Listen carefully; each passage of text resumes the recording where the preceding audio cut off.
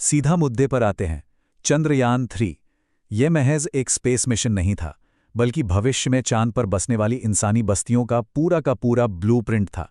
इस खास विश्लेषण में हम यही डिकोड करने वाले हैं कि कैसे इस मिशन के डेटा ने मून सेटलमेंट की हमारी पूरी समझ को ही बदल कर रख दिया। तो चलिए शुरू करते हैं। जरा सोचिए, आपके पास स्पेस एक्सप्लोरेशन का फ्यूचर बदलने के लिए सिर्फ 12 दिन हो तो क्या होगा? विक्रम लैंडर और प्रज्ञान रोवर के सामने कुछ ऐसी ही चुनौती थी। एक टिक टिक करती घड़ी और चांद की जमा देने वाली खतरनाक रात शुरू होने से पहले काम खत्म करने का भारी दबाव। दांव पर बहुत कुछ लगा था। भाग 1, द 12 डे लूनर स्प्रिंट। अगर हम टाइमलाइन देखें तो ये मिशन एक स्प्रिंट की तरह दौड़ा है। 23 अगस्त को ऐतिहासिक टचडाउन हुआ और ठीक अगले ही दिन रोवर बाहर आ गया। फिर 27 से 31 अगस्त तक पेलोड का अहम डेटा लगातार धरती पर स्ट्रीम होता रहा और 4 सितंबर को स्लीप मोड एक्टिवेट, मतलब स्पेसक्राफ्ट के पास बमुश्किल 2 हफ्ते थे वो डेटा जुटाने के लिए जो ये तय करेगा कि हम इंसान कल को चांद पर कैसे रहेंगे। ये सच में क्रेजी है। आगे बढ़ते हैं भाग 2 पर, एक्सट्रीम टेम्परेचर्स और मून क्वेक्स। अब किसी भी लूनर बेस का सबसे पहला चैलेंज होगा वहां का खतरनाक माहौल। 27 अगस्त को चास्टे पेलोड ने मून के साउथ पोल का अब तक का पहला टेम्परेचर प्रोफाइल लिया। चास्टे में 10 सेंसर वाला एक प्रोब था जो लूनर टॉप सॉइल में 10 सेंटीमीटर अंदर तक गया, और यकीन मानिए वहां से जो डेटा आया वो बिल्कुल दिमाग घुमा देने वाला था। इस डेटा को देखिए।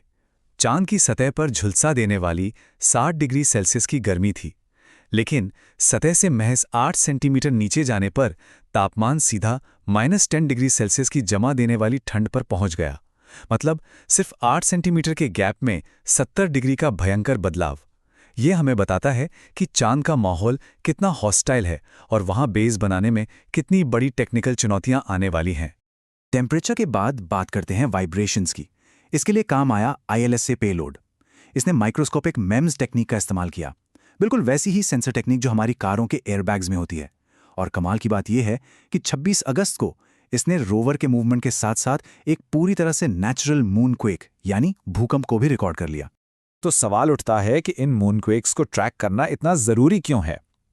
पहली बात, इससे हमें चांद की अंदरूनी लेयर्स, क्रस्ट, मेंटल और कोर का पता चलता है।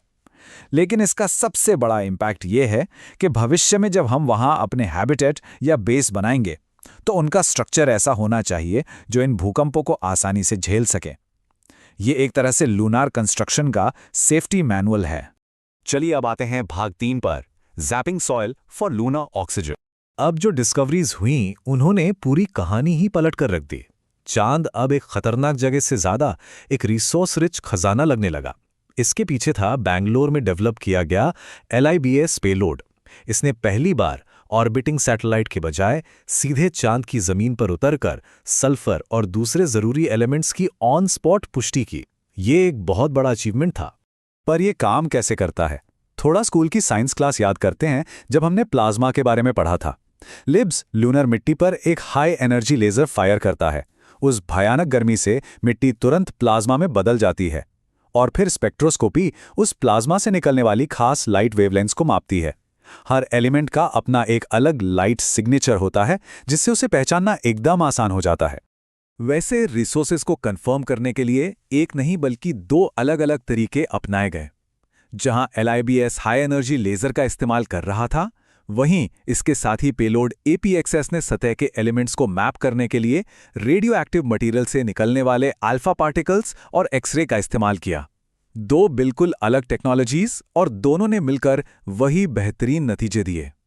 और इन्हीं एक्सपेरिमेंट्स ने हमें दी इस मिशन की सबसे हैरान करने वाली खोज, ऑक्सीजन। लेकिन यहां कोई हवा या वायुमंडल नहीं है। ये ऑक्सीजन गैस के रूप में नहीं तैर रही है, बल्कि ये चांद की मिट्टी और चट्टानों के अंदर सिलिकेट मिनरल्स के रूप में पूरी तरह से लॉक है। और ये कोई छोटी मोटी खोज नहीं है। जरा इस नंबर पर गौर कीजिए, 1 लाख। अगर हम चांद की सिर्फ ऊपरी मिट्टी से ही ऑक्सीजन निकाल लें तो वो 8 अरब लोगों को पूरे 1 लाख साल तक जिंदा रखने के लिए काफी है। सच में ये स्पेस सेटलमेंट के लिए एक कंप्लीट गेम चेंजर है। भाग 4, रेडियो वेव्स और हॉपिंग होम।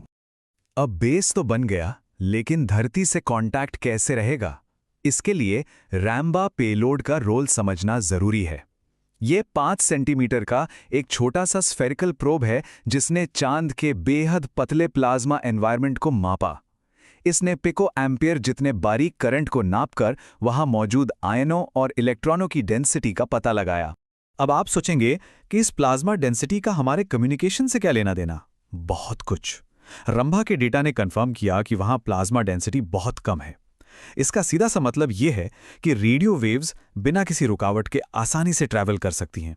यानी भविष्य में एस्ट्रोनॉट्स आराम से धरती पर अपने परिवार और बेस से एकदम क्लियर बात कर सकेंगे। इसके बाद 3 सितंबर को कुछ ऐसा हुआ जिसकी उम्मीद किसी ने नहीं की थी। Hop experiment. पहले रोवर का रैम्प फोल्ड किया गया और पेलोड्स को अंदर लिया गया।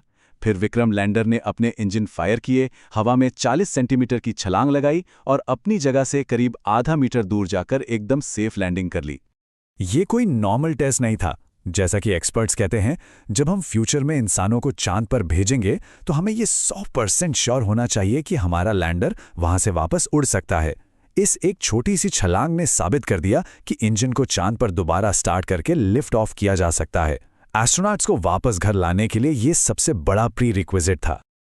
और आखिर में भाग 5, अ स्लीपिंग लूनर एम्बेसडर। 14 दिन लंबी और जमा देने वाली लूनर नाइट तेजी से पास आ रही थी। 4 सितंबर को इक्विपमेंट्स को बचाने के लिए उन्हें स्लीप मोड में डाल दिया गया।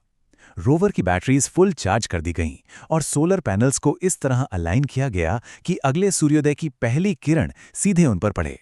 सारे सिस्टम्स शटडाउन कर दिए गए, सिर्फ रिसीवर्स को जगाकर रखा गया। सबको उम्मीद थी कि शायद अगली सुबह ये फिर जाग जाएं। लेकिन एक बात पक्की है, भले ही ये मशीनें अब कभी कोई सिग्नल ना भेजें, पर प्रज्ञान रोवर और विक्रम लैंडर हमेशा के लिए चांद पर भारत के लूनर एम्बेसडर बनकर रहेंगे। उनका काम पूरा हो चुका है और उनकी लेगेसी इतिहास में दर्ज हो चुकी है। तो जाते जाते बस इतना सोचिए, सिर्फ 12 दिनों के अंदर हमें असीमित ऑक्सीजन मिल गई, क्लियर कम्युनिकेशन का रास्ता साफ हो गया और घर वापसी की तकनीक का भी टेस्ट हो गया।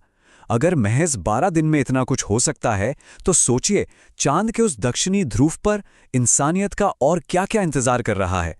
ये बस एक शुरुआत है। इस विश्लेषण में बस इतना ही। सीखते रहिए और अपनी जिज्ञासा बनाए रखिए।